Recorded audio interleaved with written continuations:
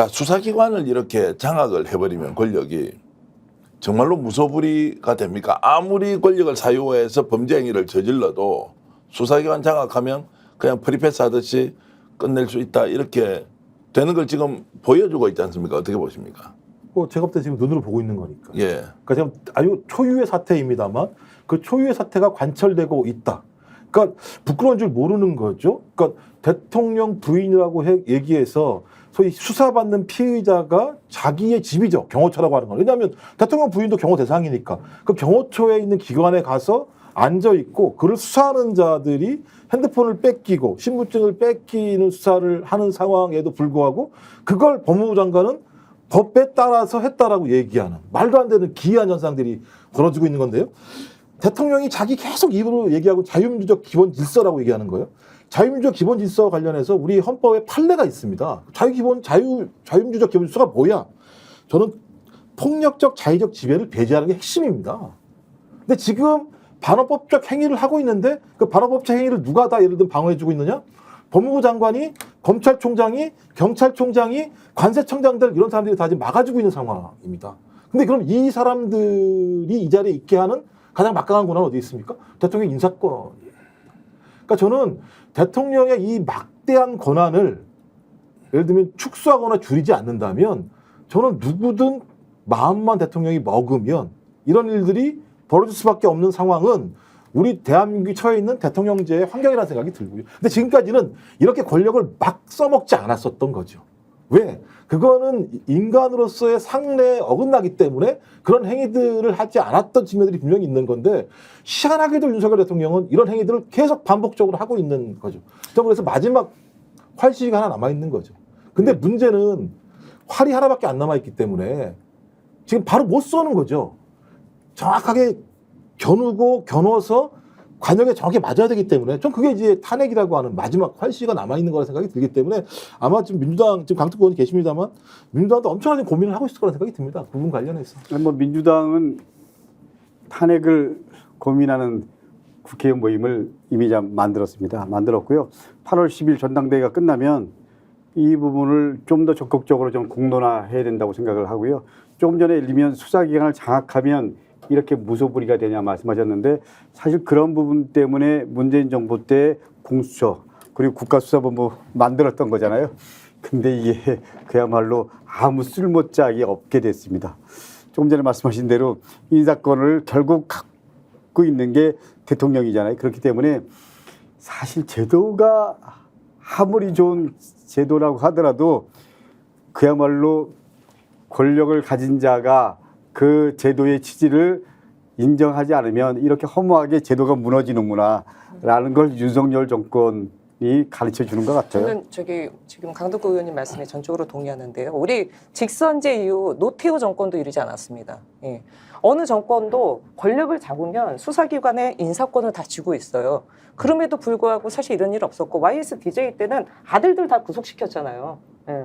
그런 정도까지였는데 왜 이렇게 됐냐 보면 저는 정치와 관련된 초짜 대통령 이 사람이 자기 지금 임기가 5년이라는 대통령 단임제가 아니라 마치 천년만년 누릴 것처럼 지금 행동을 하고 있거든요. 더군다나 V0라고 하는 김건희 씨가 사실상 뭐 막부에서 모든 걸 좌지우지하고 있다는 거는 저희들이 지금까지 계속 얘기하면서 합리적으로 의심하고 있는 부분 아닙니까?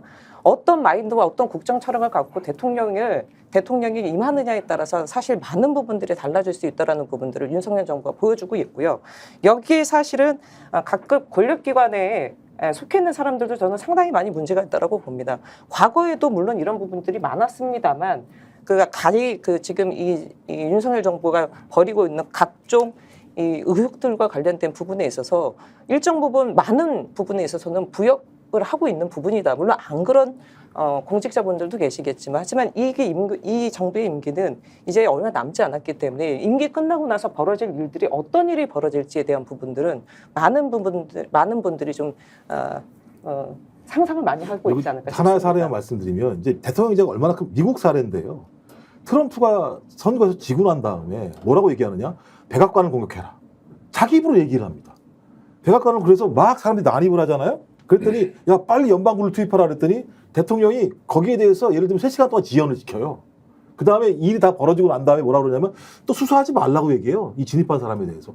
그러니까 대통령이라는 권한이 이렇게 막강하기 때문에 트럼프 같은 기형적인 인간을 만나게 되면 이런 사태가 벌어지게 되는 건데요. 지금도 우리도 마찬가지입니다만 적어도 윤석열이라고 하는 대통령을 만나면서부터 상식적이지 않은 사례들이 상례처럼 벌어지고 있는 상황. 그러니까 제가 볼 때는 어느 순간 국민들이 이게 뭐지? 그러니까 제가 볼 때 오히려 그냥 계속 연타를 맞는 것 같은 느낌이 들었을 거라는 생각이 분명히 들거든요. 전 그래서 이 부분 관련해서는 소위 한국 사회의 대통령의 막강한 권한들을 아주 희한한 인간과 결합되면서 이런 일이 발생한 거다라는 생각이 들고요. 전 그런 측면에서는 많은 국민들이 고통을 받고 있습니다만 이것들 제어할 수 있는 또 다른 방편들을 만들어야 된다라고 하는 측면에서 어떤 민주주의의 위기들을 극복할 수 있는 새로운 우리들의 또 역량들을 만들어낼 수 있는 것으로 좀 잘 또 활용해야 된다는 생각도 들긴 합니다. 그 역대 대통령들의 권력 누수 또 레임덕과 관련된 여러 가지 게이트들이 터지는 거 보면 보통 3년차 지나서입니다. 3년차 중반기 지나서인데 여기는 사실 내부의 문제도 아니고요. 2년 전부터 계속 나오는 거잖아요. 1년 지나서부터. 그렇기 때문에 제가 보기엔 올해 국감 시작되고 그리고 탄핵 관련해서 거리로 나가기 시작하고 그러면 아마 내부의 제보도 본격적으로 나올 것 같습니다. 그러면 제가 보기에는 윤석열 대통령 그리고 국민의힘에서 감당 못할 수도 있습니다. 아마 한동훈 대표도 상당히 고민이 많을 거예요. 예를 들면 이럴 때 김건희 어떻게 해야 돼? 이럴 때 윤석열 어떻게 해야 돼? 그리고 어느 시점에 대통령 선거 해야 돼? 이런 정무적 고민 속에서 저는 한동훈 항상 내부의 고민에서 균열이 생기는 건데요. 한동훈 윤석열 정리해야 될 수밖에 없는 상황이 되면 저는 민주당이랑 같이 해서 윤석열 탄핵시킬 수도 있다고 생각합니다. 강 의원께서는 지금 말이 어떻게 생각하세요? 예, 그럴 수 있다고 생각합니다. 그럴 수 있다고 생각하시죠? 아니 박근혜도 마찬가지였잖아요. 용산에서 가장 실질적으로 영향이 큰 사람은 김건희 여사라고 보는 거죠. 당연히 김건희 여사님이십니다. 김건희 여사가 이제 실질적인 영향을 행사한다. 그러면 김건희 여사에게 국가라는 것은 이 사람의 생각에 국가란 무엇이죠? 김건희 여사에게 국민은 무엇이죠? 국가는 김건희 여사 입장에서는 먹이 사슬이지, 먹이. 가장 좋은 먹잇감이죠. 왜냐면 남편이 국가의 최고 넘버원이니까 남편의 권력을 이용해서 가장 좋은 먹잇감이다. 그러니까 국가라는 곳을 본인의 사적 이익을 편취하기 위한 가장 좋은 수단으로 생각을 한다는 것. 그렇죠. 그러니까 이게 사고의 지식의 또는 경험의 크기나 그리고 정말로 깊이로 보면 매우 수준 낮은 접근 아닙니까?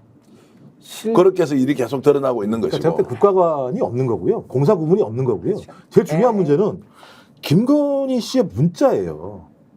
한동훈에게 문자를 보낸 거 아니겠습니까? 상식적이라면 대통령의 권한을 인정한다면 대통령한테 얘기하는 게 맞아요. 상식적으로.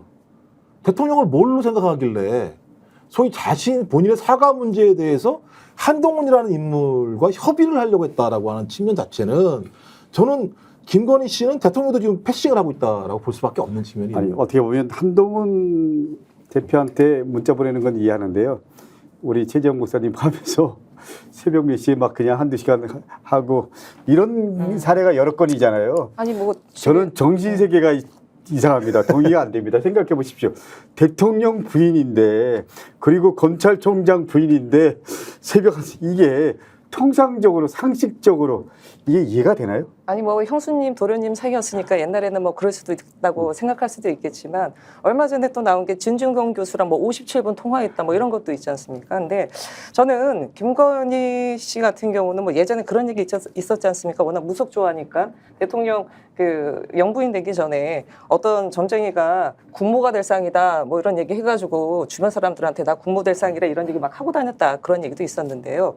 대통령의 부인이 되는 영부인이 되는 것을 그냥 예전 조선시대의 중전마마 되는 것처럼 생각하는 것 같아요. 그래서 자기가 누릴 수 있는 권력과 자기가 행할 수 있는 거를 마음대로 한다. 다시 말씀드려서 대통령의 영부인으로서 무엇을 해야 하는지에 대한 기본적인 개념이 없다. 저는 그렇게 보여집니다.